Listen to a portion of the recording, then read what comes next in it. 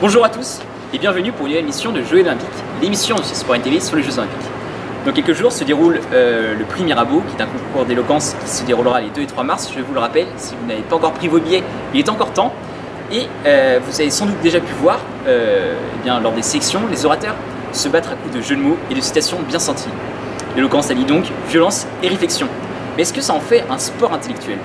Mieux, aurait-il sa place au JO, comme c'était le cas pendant l'Antiquité, où il servait de divertissement entre 2 épreuves sportives?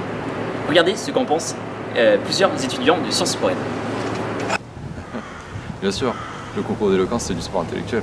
Et les jouteurs, les orateurs sont des sportifs intellectuels, des sportifs verbaux.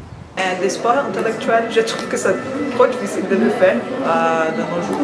Mais je pense qu'il y a quand même la place pour de l'art, de la culture dans les Jeux olympiques. Côté des JO, je pense pas que c'est la bonne solution. Je pense qu'il faudrait mieux une compétition à part. Les JO, ça reste quand même le sport, donc vaut mieux avoir que du sport et pas trop de culture. Non, moi, faut vraiment que je trouve l'esprit JO, c'est vraiment l'esprit sportif, quoi. Je pense que c'est vrai que le concours d'éloquence, c'est un spectacle avec de vrais athlètes dans leur genre.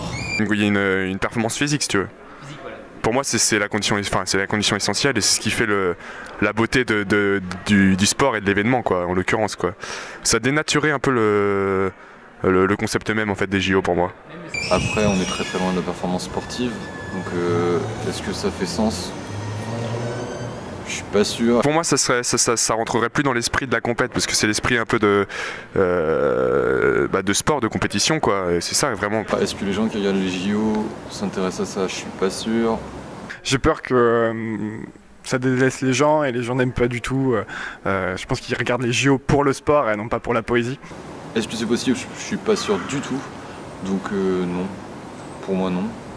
Non, c'est possible, mais je pense que dans une échelle moins large, mais c'est aussi... Ouais, c'est possible. Bon, ça me semble pas une idée particulièrement pertinente. C'est très avant-gardiste, je pense. Il faut réfléchir, mais c'est une bonne. Les Grecs accordaient de l'importance à ce genre de choses parce que les Grecs avaient une civilisation du parler, du verbe, alors que... Et nous on l'a pas? Nous sommes à l'époque de la civilisation des 140 caractères.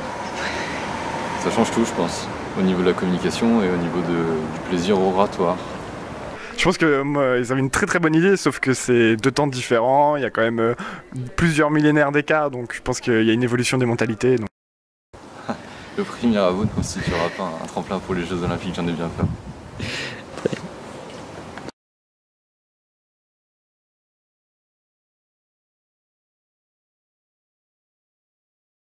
Un orateur n'est pas un punchliner. C'est toute la différence est là.